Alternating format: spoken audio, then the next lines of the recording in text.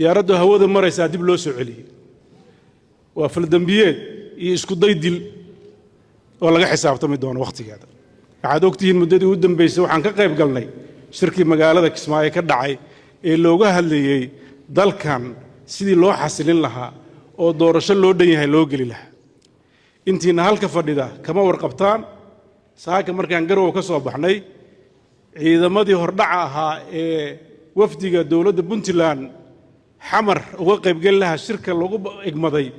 iyo howlwadanadii dawladda ee madaxtooyada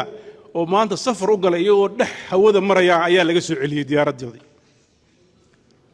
waxaa dhacday mas'uuliyad darro inta badan diyaaraduhu waxaad ogtihiin shidaalka meesha ay tagayaan bay marka dambe ka soo qaataan ay soo noqonayaan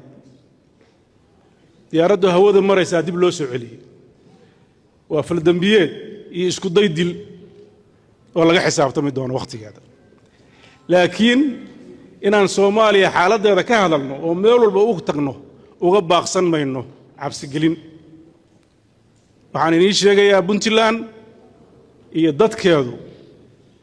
war dhow ayay wararkaas iyo wixii naga gudban ka soo sheegi doonaan laakiin intana waa hordhac aan rabo inaad ogaataan maadaama hadda ay dhacday